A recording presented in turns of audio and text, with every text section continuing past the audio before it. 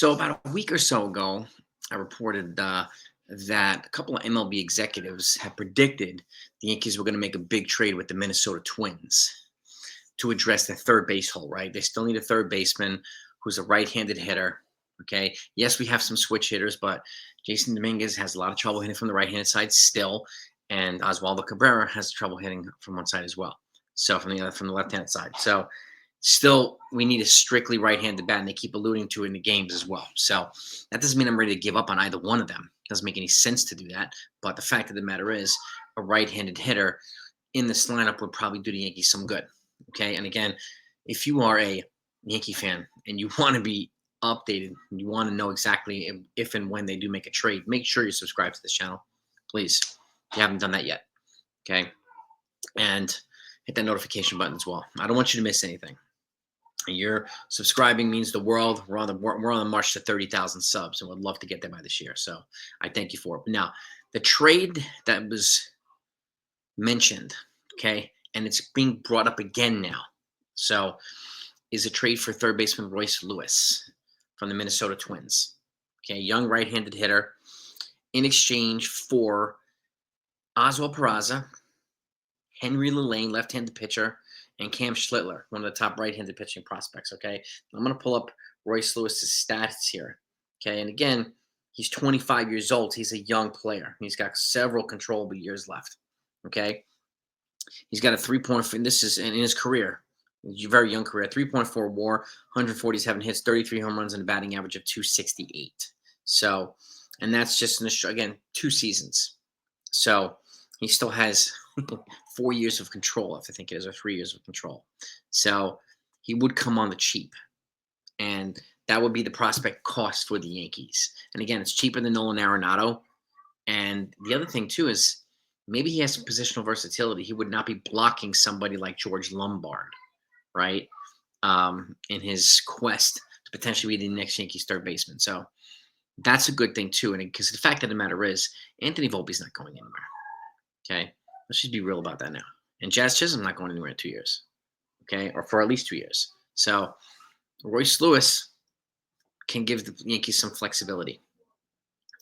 Other guys to DH while we wait for Giancarlo Stanton to come back and so on. And the fact of the matter is, too, when Stanton comes back, he's going to need to rotate some days off, too. So other guys are going to get a chance to DH as well.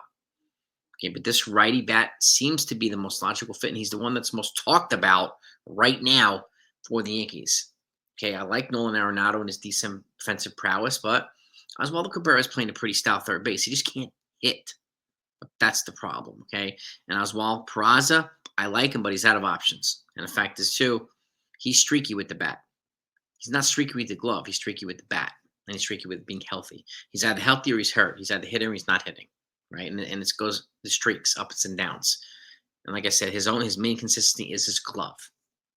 Okay, so Royce Lewis would be a tremendous upgrade for the Yankees at third base. Obviously, it's a risky proposition, a potentially risky trade, but it would give the Yankees some, offensive punch. Okay, a little bit of a boost to their offense and balance that lineup a little bit more. The Yankees lineup has been too right-handed for a while. Now this year they're a little bit too left-handed, so they're trying to get that righty bat, and they've been trying to search for it. Okay, we thought we were going to make a trade last week, maybe the week before, but it didn't really happen. There was a momentum on Nolan Arenado, and then it stopped. So, not saying that still won't happen, but this player and this team, the Twins and Royce Lewis, keeps being brought up by Major League Baseball insiders and executives. So, I wanted to plant that seed again in case those that haven't forgotten or haven't heard about it. Okay, because the fact of the matter is, it would be an upgrade for the Yankees at third base. And I like the guys that we have, but an upgrade is an upgrade. Okay, and if we want to be competitive in the American League and potentially put ourselves in a position to go to the World Series, we're going to need as many upgrades as we could possibly get. We have a lot of pitching upgrades on the way back, with the exception of Giancarlo Stanton, but he doesn't play third base. So, and none of the guys that DHing right now play third base. So, Royce Lewis seems to be a fit for the Yankees. And again, he's young. He's got controllable years, which kind of feeds into the Yankees youth movement. And maybe it takes a little bit of pressure off Jason Dominguez. Takes a little pressure off some of these other guys as well. Sometimes the expectations get a little crazy.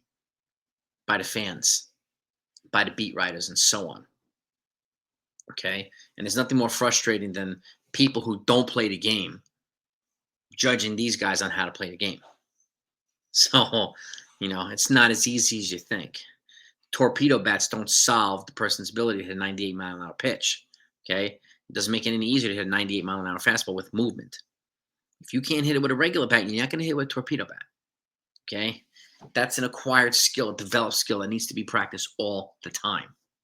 That's baseball fundamentals 101. Okay, and I'm speaking from experience as someone who's played baseball. Okay, that is just a straight up fact, a common sense fact.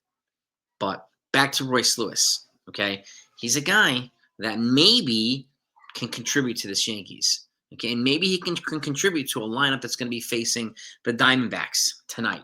And speaking of which, here's that lineup. Ben Rice is leading off today at first base. They switched it up a little bit today. Cody Bellinger's batting second in right field. Aaron Judge DHing today, batting third. Jazz Chisholm's cleaning up at second base. Jason Dominguez batting fifth in left field. Anthony Volpe batting sixth at shortstop. Trent Grisham's in center field today, batting seventh. JC Escarra is getting a start behind a dish.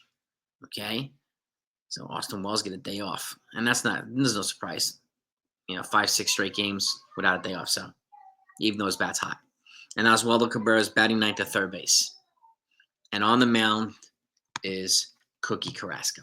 So we'll see what the Yankees do here. We'll see how they do with this maneuvered lineup a little bit, with some position switches and so on and so forth. So they're still trying to figure out the best format for this lineup, okay? Whether it's going to be Austin Wells at leadoff or Goldschmidt at leadoff. Now they're trying Ben Rice at leadoff. So he's one of the few guys that are hitting, but he had three Ks yesterday as the Judge, as did Dominguez, and a lot of fans are giving Dominguez a lot of heat, calling him a bust. He shouldn't be on the team. Again, most of which people don't have any idea what the game of baseball is.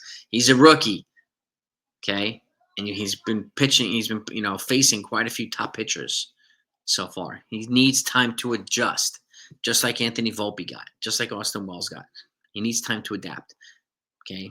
He's not the one who hyped himself through the roof. Beat writers did and fans did. That's not on him. That's on other people. Okay? Just need to make that clear. So being patient is very, very important.